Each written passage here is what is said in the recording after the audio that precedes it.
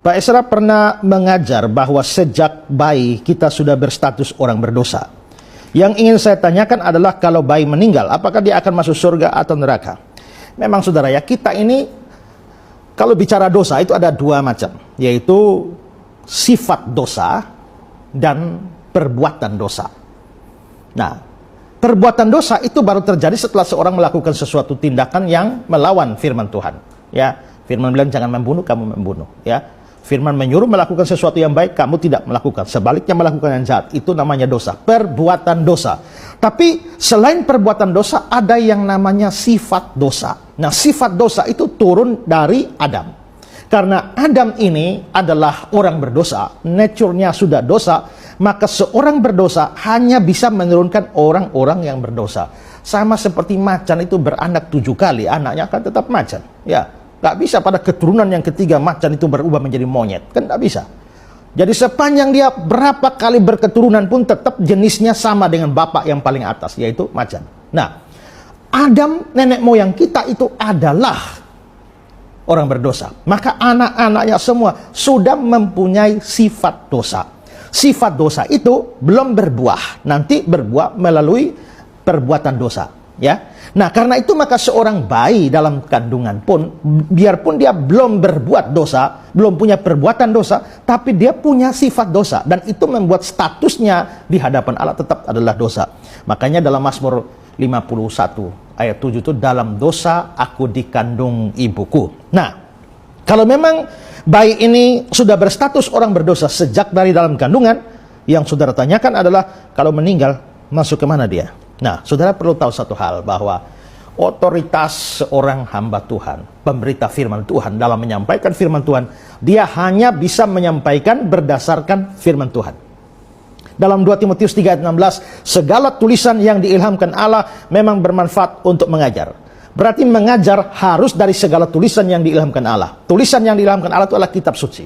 Maka seorang hanya boleh mengajar dari kitab suci. Ya, tentu hal-hal yang lain boleh, tapi dasar utama itu adalah kitab suci. Kalau kitab suci mengajarkannya, harus diajarkan. Kalau kitab suci tidak mengajarkannya atau mendiamkannya, maka kita harus menahan diri untuk tidak mengatakannya. Nah sekarang saudara, kalau kita mau cari, kalau bayi mati masuk surga atau neraka, saudara cari di seluruh Alkitab, itu tidak pernah dibicarakan. Ya, kalau kita bilang, karena bayi berstatus orang berdosa, dia harus masuk neraka. Pertanyaannya kan dia belum berbuat. Sifat dosanya diturunkan dari nenek moyangnya, Adam turun sampai orang tuanya, dia belum berbuat. Tapi kalau mau bilang dia masuk surga, status dia orang berdosa, berarti ada orang berdosa masuk surga. Nah ini menjadi kesulitan bagi kita. Orang yang percaya Yesus akan selamat, tidak percaya Yesus tidak akan selamat. Orang percaya Yesus selamat, bayi belum bisa percaya. Kalau begitu mestinya dia nggak bisa selamat. Orang tidak percaya Yesus tidak selamat, tapi bayi juga belum bisa tidak percaya Yesus. Nah ini menjadi kesulitan. Nah tapi lagi-lagi dalam hal ini kitab suci mendiamkan. Kalau kitab suci mendiamkannya, maka itu bukan urusan kita sebenarnya, itu urusan Allah. Dalam Ulangan pasal 29 ayat 29 dikatakan, hal-hal yang tersembunyi ialah bagi Tuhan Allah kita, tapi hal-hal yang dinyatakan ialah bagi kita, bagi anak-anak kita sampai selama-lamanya, supaya kita melakukan segala perkataan hukum Taurat ini. Di bagian akhir ada kata-kata hukum Taurat. Berarti hal-hal yang dinyatakan bagi kita itu yang dalam hukum Taurat, dalam firman Tuhan. Berarti apa yang dicatat dalam kitab suci itu bagi kita. Yang tidak dicatat dalam kitab suci bukan bagian kita, itu bagiannya Tuhan. Hal-hal yang tersembunyi ialah bagi Tuhan. Orang banyak tanya, Pak, di planet Jupiter sana apakah ada manusia juga? Alkitab tidak bilang begitu, saya tidak mau berspekulasi. Apakah ada alien? Tidak tahu juga, Alkitab tidak pernah ngomong seperti itu. Ya, jadi kita harus membatasi diri. Dalam hal ini, bayi mati masuk surga atau neraka tidak ada. Ada orang yang percaya bayi mati masuk surga, dan itu didasarkan pada 2 Samuel 12 ayat 23. Dan ini Daud ya, anaknya sakit, mau mati. Ya, Daud sedih luar biasa. Tidak mau makan puasa. Begitu dapat kabar anaknya sudah mati, dia mulai kembali kepada aktivitasnya dan tidak lagi bersedih. 2 Samuel 12 ayat 33, tapi sekarang dia sudah mati. Mengapa aku harus berpuasa? Dapatkah aku mengembalikannya lagi?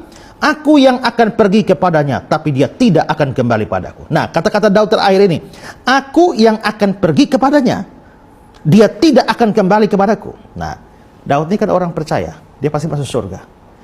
Aku akan pergi kepadanya. Kalau Daud masuk surga, anaknya itu, dia pergi ke sana, berarti Daud ke surga, anaknya mesti di surga. Kalau anaknya di neraka, Daud tidak akan pergi kepadanya. Nah, itu tafsirannya. Tapi saya kira ini terlalu dipaksakan. Ya. Dari konteks naturalnya kita harus lihat, kan anaknya tadi hidup dia berpuasa, anaknya mati dia tidak puasa lagi. Dia bilang, aku yang akan pergi kepadanya, dia tidak kembali padaku. Apa artinya? Maksudnya Daud bilang, aku yang akan mati, bukan dia yang akan bangkit.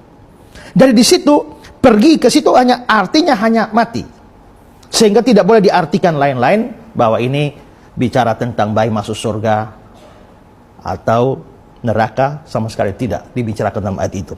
Jadi apa jawabannya? Jawabannya adalah, kemana bayi ketika mati? Jawabannya adalah tidak tahu, karena kitab suci tidak memberitahunya.